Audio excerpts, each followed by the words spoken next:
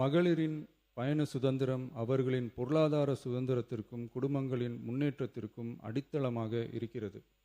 தற்போது செயல்படுத்தப்பட்டு வரும் மகளிர் கட்டணமில்லா பயண திட்டத்தில் மாநகரம் நகர்ப்புறங்களில் சாதாரண மற்றும் மலைப்பகுதி பேருந்துகளில் 40 கிலோமீட்டர் வரை மட்டுமே பயணம் செய்ய அனுமதிக்கப்பட்டு வருகிறது. எக்ஸ்பிரஸ், எல்எஸ்எஸ், டீலக்ஸ் பேருந்துகள் மற்றும் புறநகர் பேருந்துகளில் கட்டணமில்லா பயணம் அனுமதிக்கப்படுவதில்லை. தமிழ்நாட்டின் எந்த பகுதியிலும் வசிக்கும் ஒரு மகளிரும் போக்குவரத்து கட்டணத்தால் தமது வாய்ப்புகளை இழக்கக்கூடாது என்ற சமூக நீதி சிந்தனையை இவ்வரசு முதன்மையாக கொண்டுள்ளது. இதனை கருத்தில் கொண்டு மகளிர் கட்டணமில்லா பயண திட்டத்தை விரிவுபடுத்தி பெருமளவில் பயனளித்திடும் விதமாக வெற்றி பயணம் என்ற பெயரில் தேசத்தந்தை மகாத்மா காந்தியடிகளின் பிறந்த நாளான அக்டோபர் 2ஆம் தேதி முதல் செயல்படுத்த அரசு முடிவு செய்துள்ளது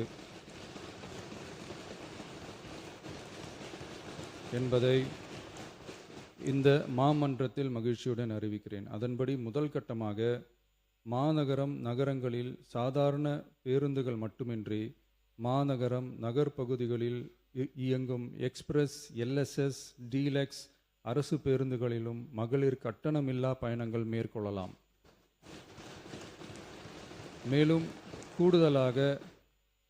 மேலும் கூடுதலாக மாவட்டங்களுக்கிடையே பயணம் மேற்கொள்ள ஏதுவாக புறநகர் மற்றும் மலைப்பகுதிகளில் சாதாரண கட்டண பேருந்துகளிலும் மகளிர் கட்டணமில்லா பயணங்கள் மேற்கொள்ளலாம்.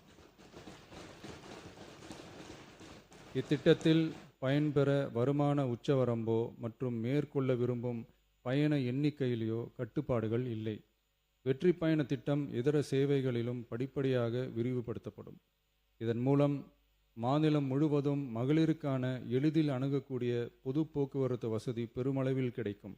இதன் மூலம் மாணவிகள் தொலைதூரத்தில் உள்ள கல்லூரிகளுக்கு செல்லவும், பணியிடங்களுக்கு செல்லவும், மருத்துவம் மற்றும் அத்தியாவசிய சேவைகளுக்கும் கட்டணமின்றி பேருந்துகளில் பயணிக்க இயலும்.